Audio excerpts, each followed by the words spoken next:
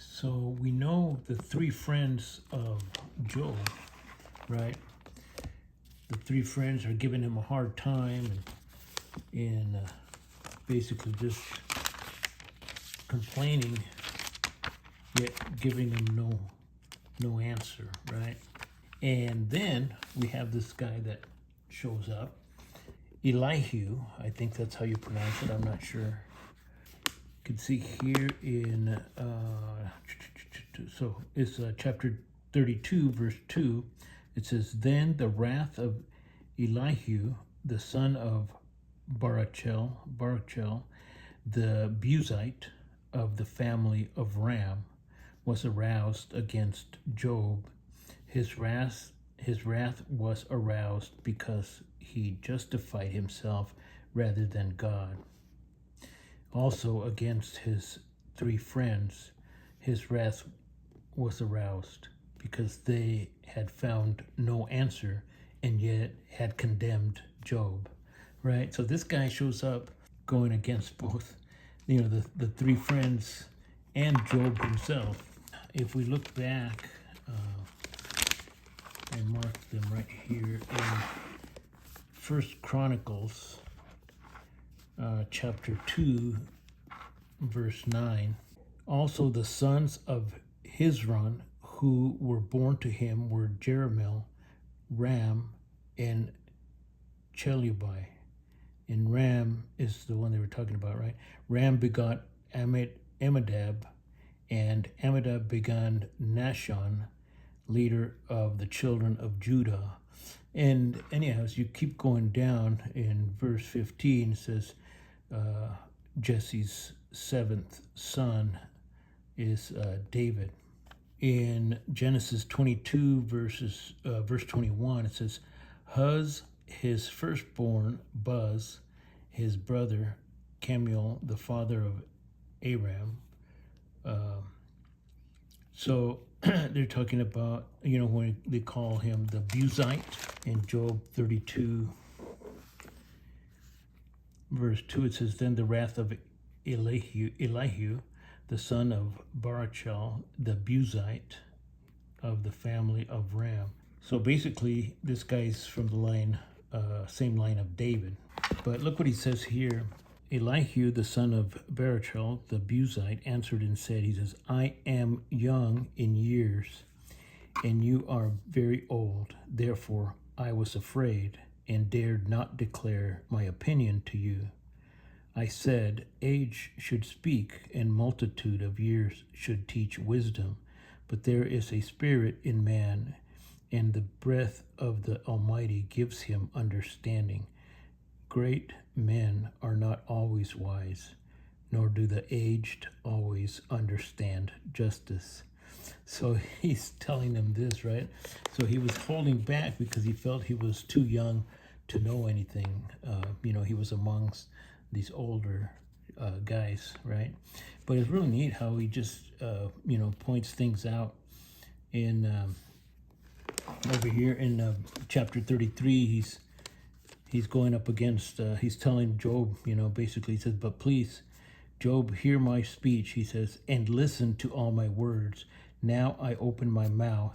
My tongue speaks in my mouth. My words come from my upright heart. My lips utter pure knowledge. The Spirit of God has made me, and the breath of the Almighty gives me life. If you can answer me, set your words in order before me. Take your stand. Truly, I am as your spokesman before God. I also have been formed out of clay. Surely no fear of me will terrify you, nor will my hand be heavy on you. Surely you have spoken in my hearing, and I have heard the sound of your words, saying, I am pure, without transgression. I am innocent, and there is no iniquity in me. Yet he finds occasions against me. He counts me as his enemy. He puts my feet in the stocks. He watches all my paths." So he's basically getting on Job for complaining against God. In chapter 34, he goes on to talk about God's justice. He says, "Hear my words, you wise men. Give ear to me, you who have knowledge. For the ear tests words, as the palate tastes food. Let us choose justice for ourselves. Let us know among ourselves what is good. For Job has said, I am righteous, but God has taken away my justice. Should I lie concerning my right? My wound is incurable, though I am without transgression.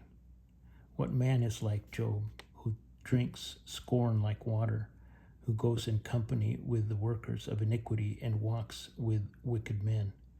For he has said, it profits a man nothing that he should delight in God.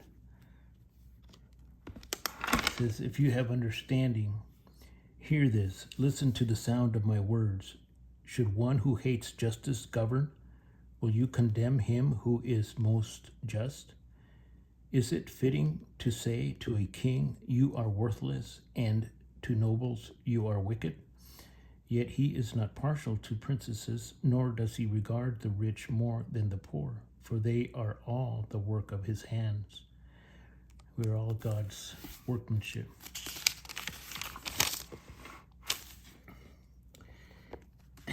In chapter 36,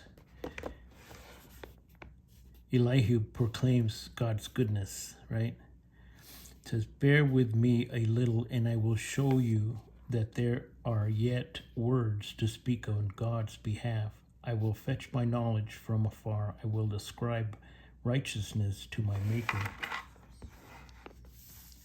For truly my words are not false. One who is perfect in knowledge is with you. Behold, God is mighty, but despises no one. He is mighty in strength of understanding. He does not preserve the life of the wicked, but gives justice to the oppressed. He does not withdraw his eyes from the righteous, but they are on the throne with kings.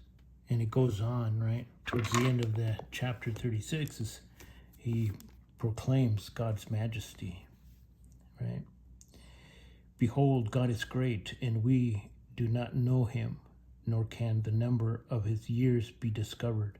For he draws up drops of water, which distill as rain from the mist, which the clouds drop down and pour abundantly on man.